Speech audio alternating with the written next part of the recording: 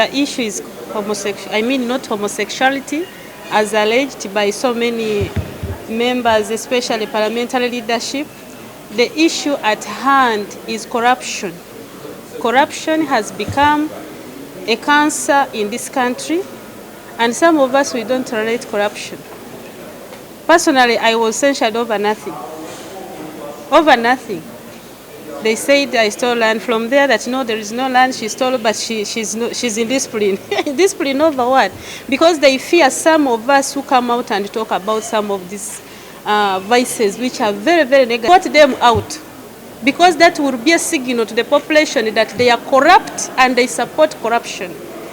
I also want to say that those people, there are some members of parliament who are alleging that the parliamentary leadership has called them, saying the president has stopped them from signing. They should not put that on the president. The president's communication, the way he communicates is clear. He can write, or if not, he calls the NRM parliamentary caucus. Now, those who are alleging, especially the parliamentary leadership, that the president has said don't sign, they are just looking for their own escape. If the president wants this motion not to go on, he will call all of us. I belong to the NRM parliamentary caucus, which has not taken place. I have not heard any word from the president against this motion. So I urge members of parliament who still want to be relevant and clean in society to come and append their signatures. I also want to appeal to these members, Honorable Sechikubo, Sarah, and others who are spearheading this, that publish those who are not coming to sign. Publish them. They are calling it a joke, but the population is waiting for them. When I was being censured, the motion was raised by Honorable Solomon Serwan, and he showed the public that he's a very clean man. Now this is a man who is taking parliamentary money, the service award, for what? Honorable Masias Mpuga came out and mobilized opposition members of parliament. You remember what he was saying? That for us here, Twagala Werufu, we want, openness. Yeah? For us, ours is integrity. Where is his integrity right now? Where is the integrity of Masias Mpuga, the honorable? If he can get 500 million, that's service award, which service did he provide and to who? Then should also ministers start demanding for service awards? No wonder I have seen now ministers who served before, they are also coming out to say that they served this country, they are suffering out there, and they have never received anything in appreciation. Should we now start following, that direction, that everyone who serves, yes, service award, but is it lawful? Has it passed through the processes?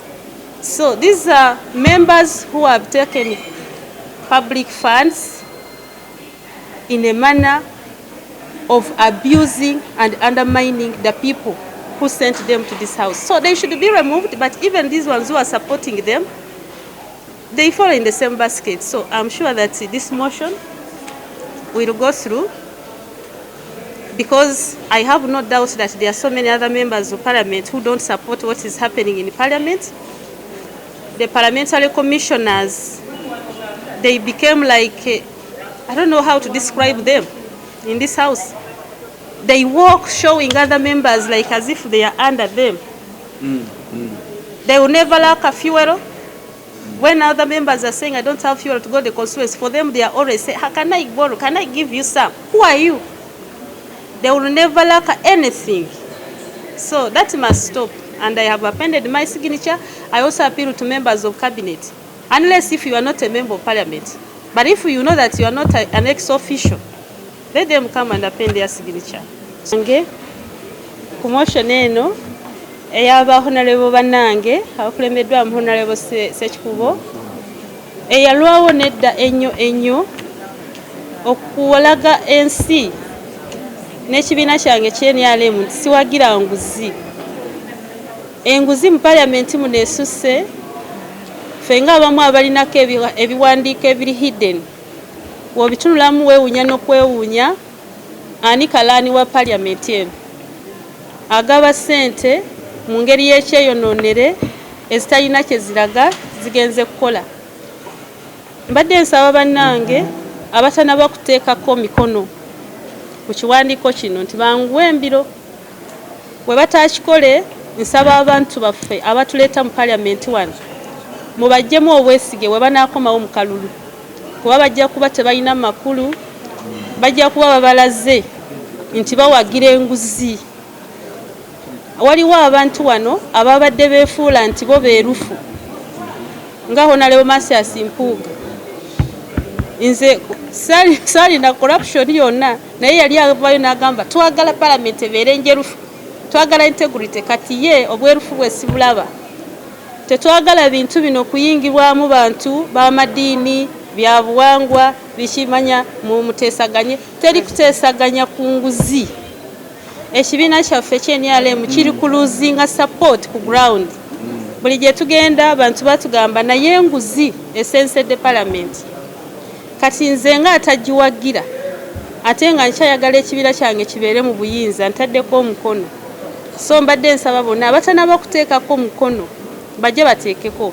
N'okugumya bano bannange abakulembeddemu njagala kubagumya nti temubivaako, kubanga corruption fights back. Enguzi erwanya abatayagala nguzi ng'ate bakozesa ssente z'enguzi zennyini ezo ze baba bakoze eki babbye. Nolwekyo mubeere bagumu. Omunyankola agamba agumizamu, mugumizeemu n'amaanyi, mwongeremu amaanyi nnyo nnyo mukole ki mugende mu maaso. Ffe otunaaba twewaddeyo tujja kuteekamu amanya gaffe mu mpapula z'amawulire, ku marediyo na buli kimu. Abannayuganda bamanye ani alifo nguzi n'ani ali against what nguzi. So abatanaba kusayininga n'abanaagaana okusayininga n'abali kukozesa erinnya lya president, naddala bano abakulembera wano Parliament, mbu president yangambye, yakugambye nga gwani. President waba ayogera naffe either awandiika oba waba ayogera naffe nga NRM atuyitanga NRM Parliamentary what caucus. N'olwekyo saagala omuntu wano yenna ati setisa omubaka mbu tosayininga, president yangambye temusayininga, alinga agamba nti president ye awagira enguzi. So mbayita mujje musayininge, naye public muwagire bano ba Honorable Ssekikubo, Honorable Pendi ku nsonga eno, kubanga enguzi etwonoonye. Bino si bya bisiyaga, babita bisiyaga, si bya bisiyaga ng'abantu we bali wano bagamba buli bayogera ku nguzi ebisiyaga. No, bino bya buli bwa nguzi bukenuzi bwe buli kusuula eggwanga lyaffe. So nze mmaze okuteekako omukono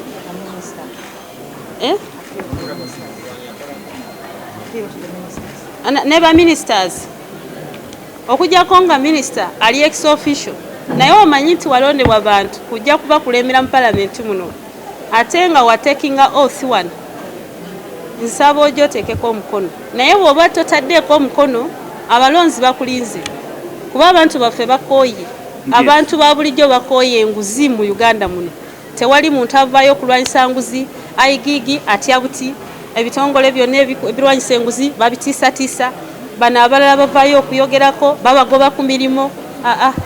Tetugenda kutambula bwetyo. So mbasaba nti mutuwagire, public etuwagire, ate abanaddiini abafuzi b'ebyosikirano manya bandi temweyingiza mu nsonga eno, kuba mutandise okulaba nti muteesaganye. Tetulina bye tuteesaganya ku kigambo kyaki kya nguzi. It was a big statement. Thank you very much, Honorable Minister. It was a big statement. So come to sign, to add my voice to all those members of Parliament who are concerned with what is taking place from the issue of our commissioners. It is very absurd, definitely, to find that the members of Parliament who are supposed to take responsibility did not take the responsibility of a member of Parliament. Of course, one of our roles is the oversight, and we should lead by example. So this country is also faced with the issue of corruption, and we are responsible also to fight corruption. So we must make sure we are clean and we must make sure we are good examples to the rest of Ugandans.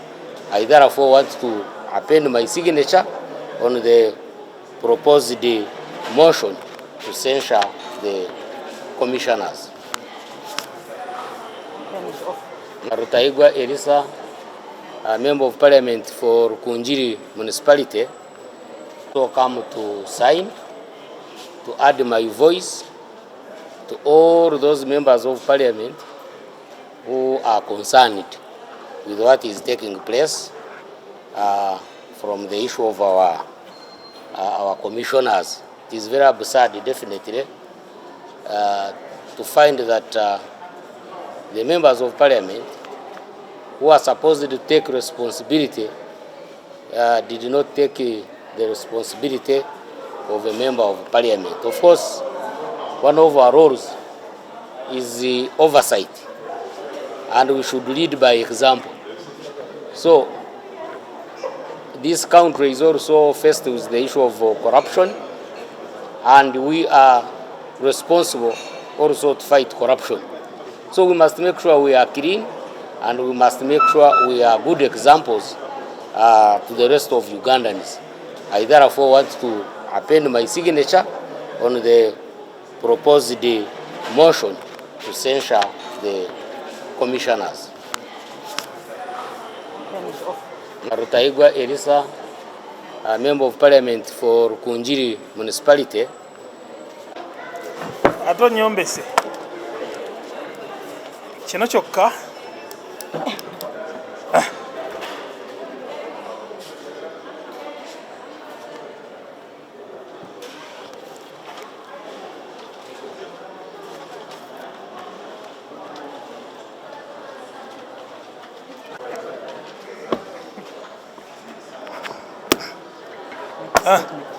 abantu bebuza abamaze okusayininga. As a member of the COSASE committee, who is responsible for accountabilities, I have decided on behalf of the people of Buzaaya to append my signature on this for purposes of accountability. There is nothing personal in this, but what we want is transparency.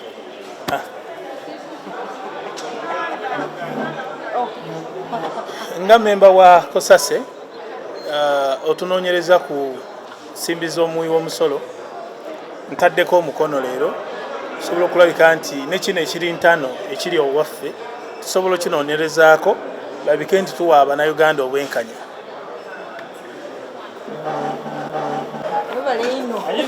Yes, I'm better. Thank you very much. Yeah. Is that all? Is that one? Okay, whichever. Kubanga ye yali self-preparing. I looked at their TV. And I mentioned the two Chabalabo Nadia Woboli, which land of whatever in the east. Very strong, but in this particular one.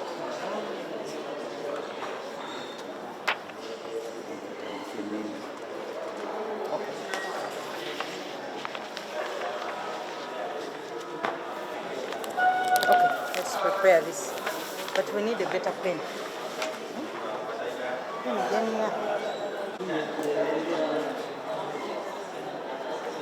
Black pen.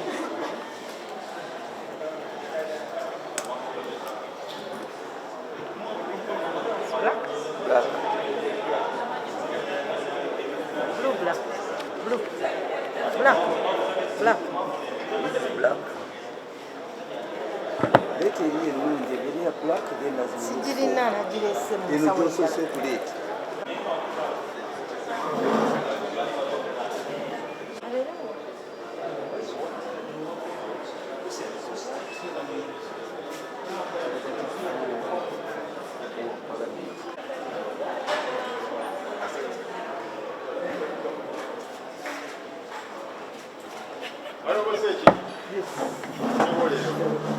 How are you?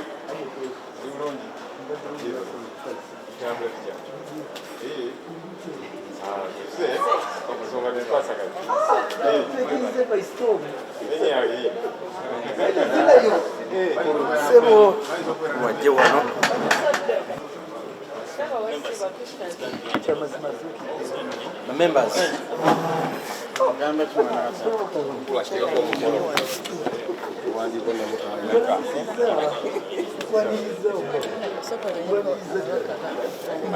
Okay. Yeah, I'm waiting a bit for that. Your presence is very important.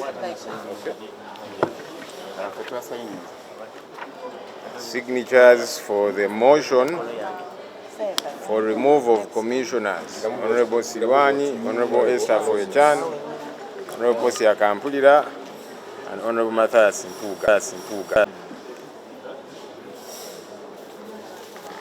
Signing on just one, right? Yes. My name. But your pen it is Oh, yes, it's a pen.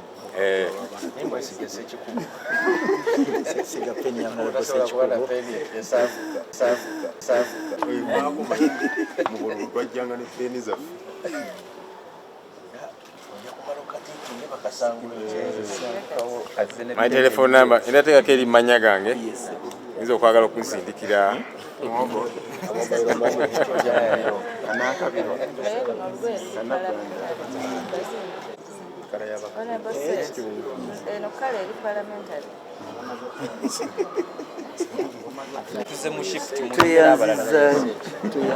you for the good job.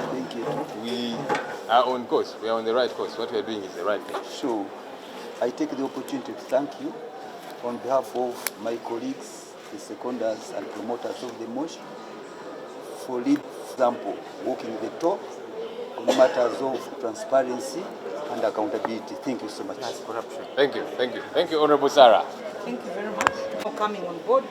This matter has nothing to do with the party. It is all about Parliament. And Parliament has all shades of opinion.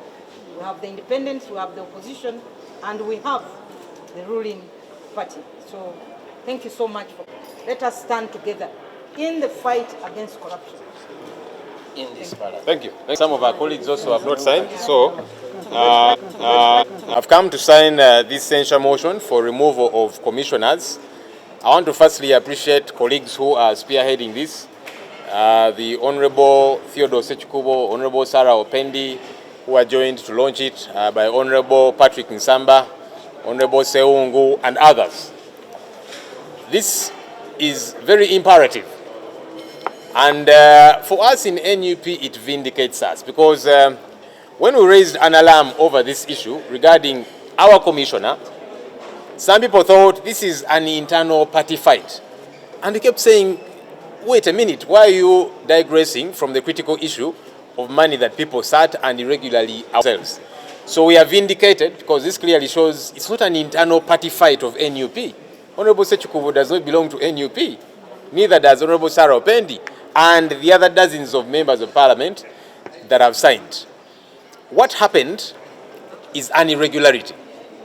For colleague leaders to sit and award themselves money, millions of shillings, 500 million shillings, 400, they would have been vindicated if they had suggested it as a proposal in that meeting, taken it through the relevant committee, Legal and Parliamentary Affairs, and then brought it on the floor of Parliament for discussion. Because what some of them were saying, but you see, Vice President, Minister, and so on, they all get benefits when they're out of Parliament. Those benefits were discussed on the floor of Parliament.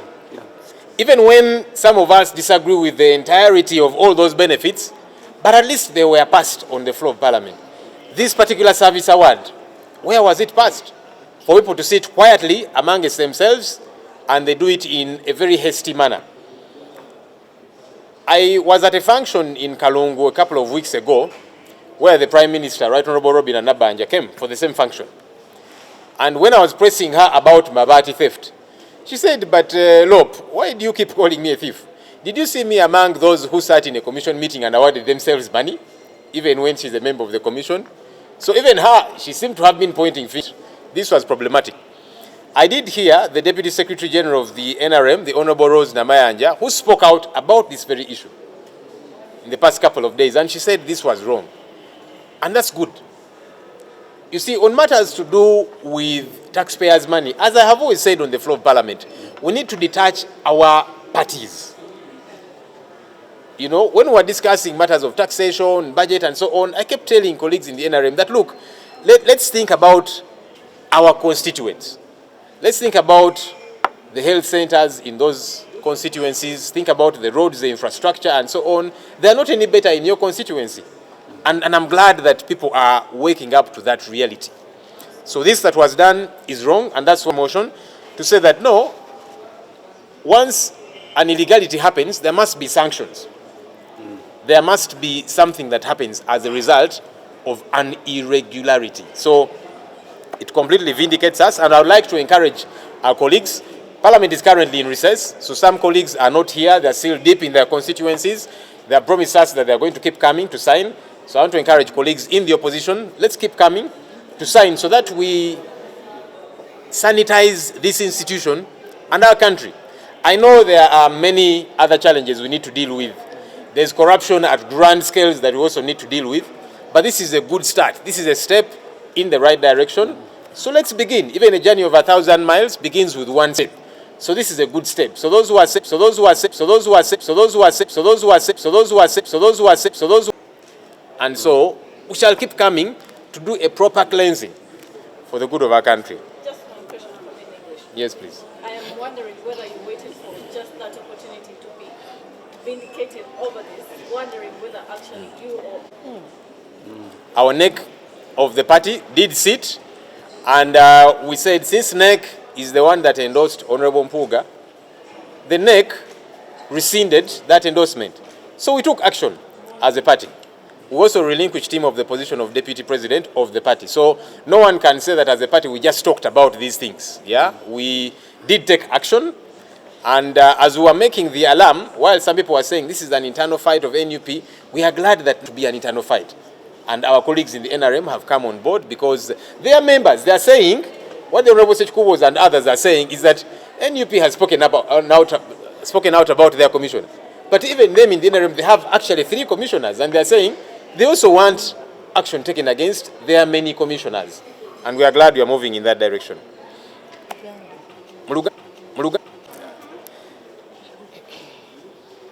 Olwaleero tuzze wano nzize ne bakulembeze bannanga abamu okuteeka emikono ku kiteeso kino eky'okujja obwesige mu bakomishona ba paaliyamenti.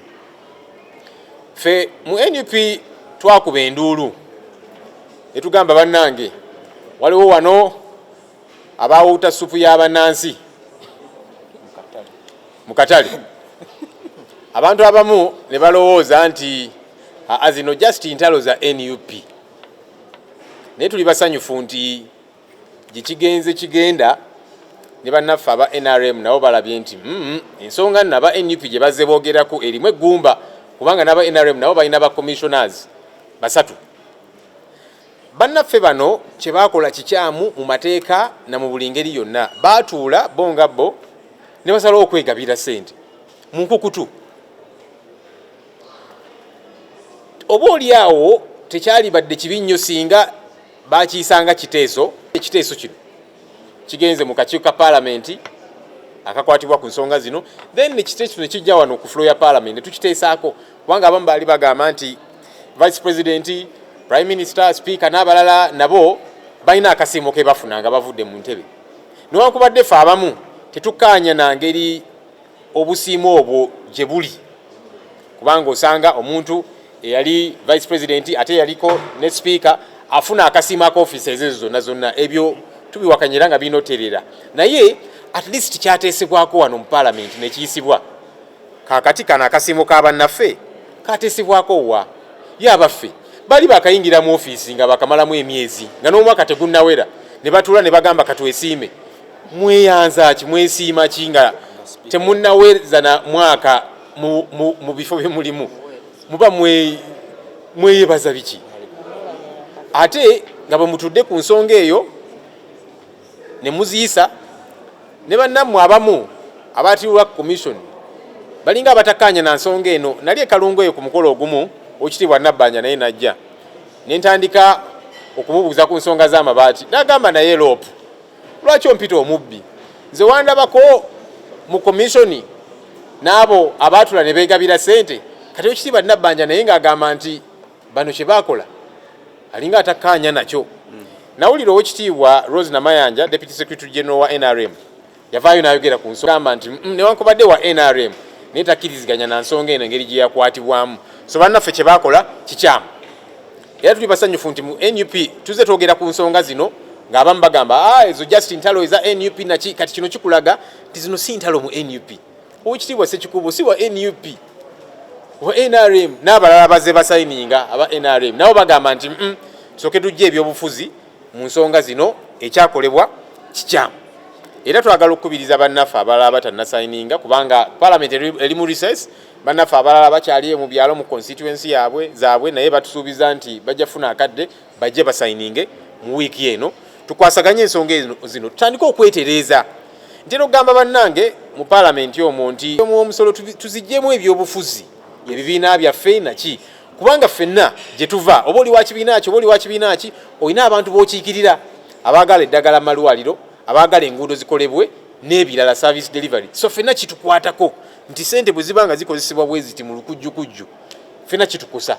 So kirungi nti tukikwasaganyiza era tukubiriza bannaffe abalala tubakubira omulanga ne bannaffe abali mu opposition muveeyo mu constituency zammwe mujje tukwasaganye ensonga zino kubanga bannayuganda baliyo batulaba.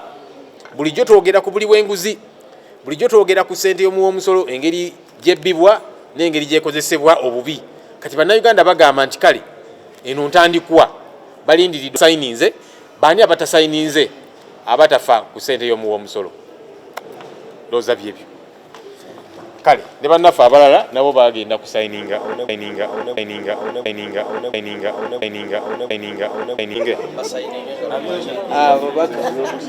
baaniriza badde practicingira sigini kyeno okumala wiiki namba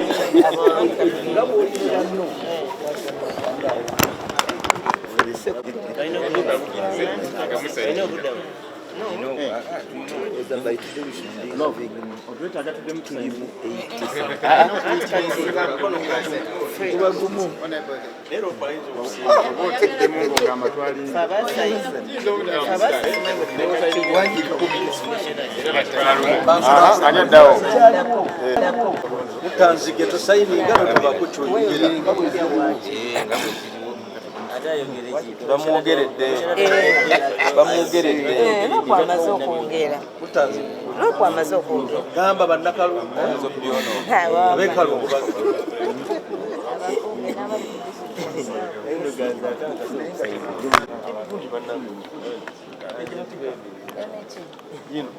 nze nali munnamawulire kamba yambeko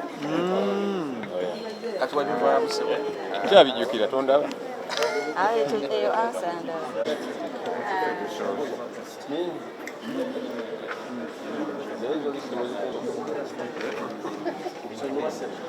walawo Ssekikubo basirikale ki abakuuma lisiti zaffe b'otambula nabo?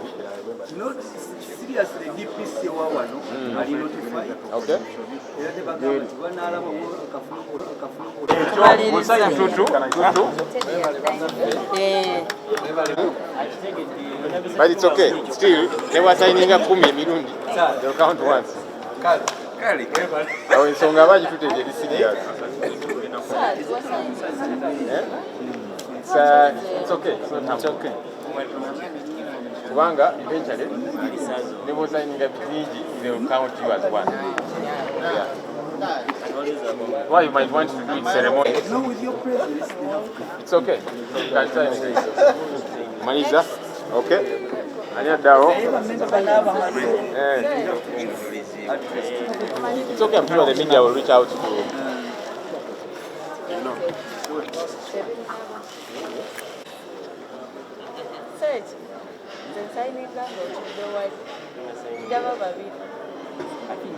About Orthodox. Mubitaddemu ebyobufuzi. Tulaga abasodde okusimba tetutudde tubalwasa.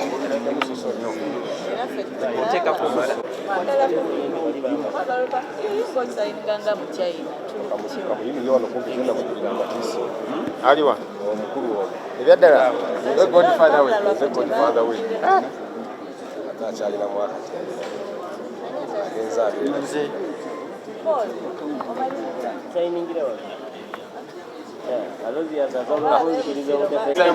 Yeah, it's okay. They will still count one.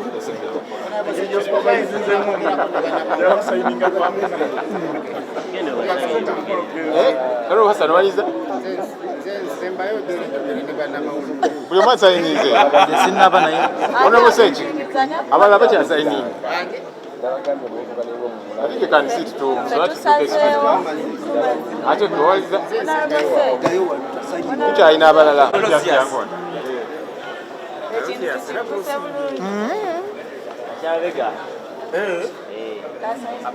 Obadde osoma mu rules. Yange mwagala kugisuula.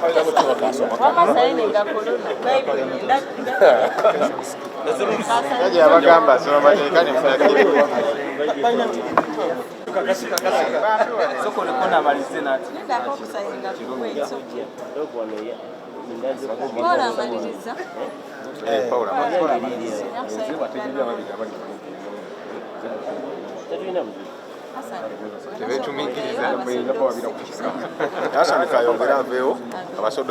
No, let's finish. Whoever wants to talk can talk after. That's okay. Tumalize.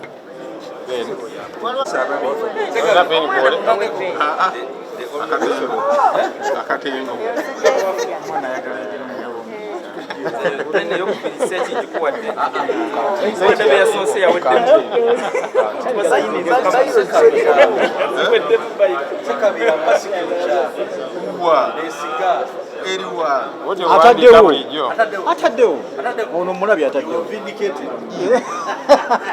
wejerezeddwa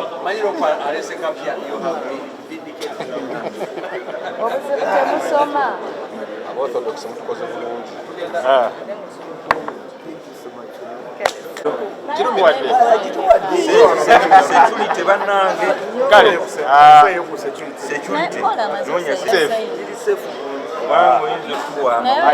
So far, maybe what do you give us?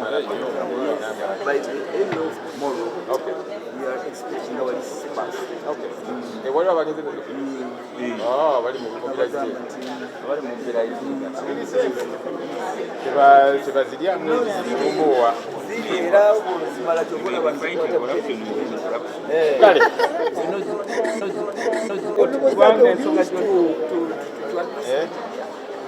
so aniko magala gereko jemuli what might maliza ddala njagala okwebaza atimu ekulembeddemu ensonga eno ey'okulaba nga bajja obwesige mu abo abeegabira ssente mu commission oluvannyuma nga baakamala okunzijayo. Era njagala okwebaza Honorable Sekikubo Honorable Sekikubo Theodoro olw'okuba nti kino akitadde mu lwatu. Mujjukira bulungi nnyo nga bangoba wano mu bwa commission era nate nti bo baabikweka temwalaba ku mmeeza ng'eno, temwalaba ko list yonna yonna wa Sergeant at Arms baabikola nga bwe baagala ne babiyisa mu kamooli ne kiggwa ne kikomaawo ne bakikukusa era kooti oluvannyuma neraga ekituufu. Naye eno process etandise nga mulimu obwerufu obw'amaanyi era tewali kyakwekwasa wadde n'akatono. Era mmanyi kigenda tambula bulungi nnyo naye ng'ensonga enkulu yakulaba nga tusobola okwetereeza nga Parliament kuba ebikyamu bingi ebize bikolebwa wano ne bwe tuba nga tutandise bwe tuti awo eba nkola nnungi nnyo kigenda kutuyambako okumanya nti ebikyamu ebikolebwa tojja bikola olowooze nti ogenda kutambula butambuzi nakyo tikiwedde. Ti bw'okola ekikyamu era ekikyamu ekyo oba olina okukisasulira. Obudde bwe buno okulaba nga ebikyamu ebyakolebwa bisasulibwa. Bangi bali balowooza nti azaake mu komishoni bamugjayo lwa fujjo naye ndowooza mutansula bya buli kimuntu nga kizze mu lwatu nti abaali bakola effujjo be bano nti abaali bakola ebibwayo. So nze ndi musanyufu nnyo kubanga kino kikolebwa era maze wiiki namba nga practicing akasiginicha kange mbadde eyo mu country tour nga practicing akasiginicha kange neme kutuuka wano nga baga nti ate kabadde kabulamusi yeyo kati nkataddeko bulungi nnyo era owekitiibwa mukama waffe atukulembeddemu Right Honorable Lop Joe Ssenyonyi nkwebaza olw'otukulemberamu ng'abakulembeze ab'opposition ne tuvaayo ng'aba MP okulaba nga kino tukiteekako omukono kubanga ekibiina kyaffe kyasalawo dda era kino twakikola dda katubanga abaganda baffe batwegaseeko abali mu bibiina ebirala kirungi nnyo era njagala tutwala omukisa guno okuyita bannaffe abali mu FDC bannaffe abali mu DP bannaffe abali mu UPC babe nale mugwe twagala emikono nga 5 tetwagala just 17 gyokka twagala tulage nti tuli kimu ku nsonga y'obulyake ku nsonga ey'obutali bwerufu ku nsonga ey'okubanga tubuzaabuza ssente z'omuwi w'omusolo twagala tuveere nga tuli kimu tuleme kubanga tweyawulamu ku nsonga eno kuba wano tewaliwo bibiina bya bufuzi wabula ensonga enkulu yakulabanga bannayuganda batulaba nti tufaayo kati ku mulundi guno mweno parliament eno yeringa togikwatako yaffe bannayuganda bagoberera balabe ani ataddeko signature ani atataddeeko ani yebuzaabuzizza ani atakikoze era mmanyi bwe tunaaviirayo bwe tuti nga motion ezze wano mugenda kulaba abaani abatuufu parliament eneba ejjudde oba nedda so tukirindiridde era twagala tukole ekituufu mu kiseera ekituufu era ndowooza kino kyekiseera ekituufu mwebale nnyo mwebale ddala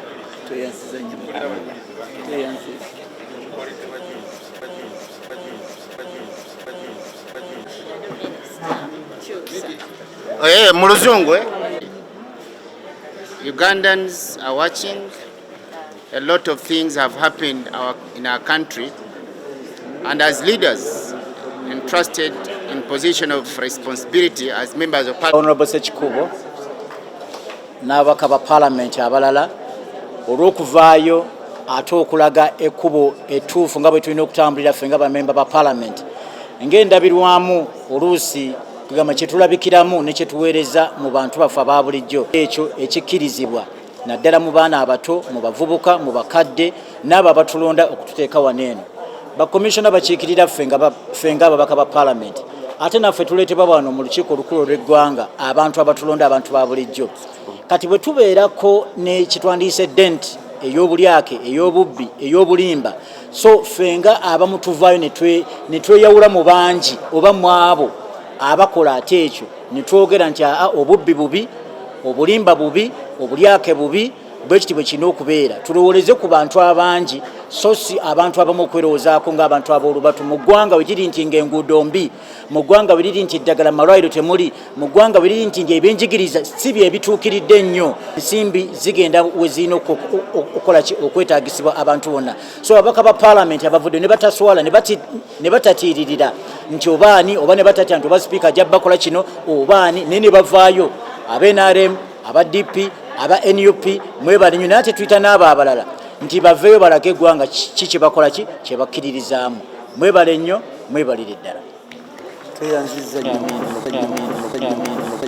that now all the various facets of Parliament, the opposition now, but NRM until today has been spearheading this. Then there is DP, there is UPC, there is all the parties. Now the emphasis now is put on the senior members of Parliament. The senior members of Parliament now must lead the way. There is no doubt about this. Together we stand, divided we fall. But the way it is standing now, it has never been as bright as it is today. And we are sure by the end of this week, we shall be closing the soliciting of signatures. I thank you. Kino ekyalidda okusobola okujja n'akulembera ababaka be Honorable Ssenyonyi kyakoze kitwongeddemu omuzinzi mu lutalo olw'okunoonya emikono. Kino tukyebaza.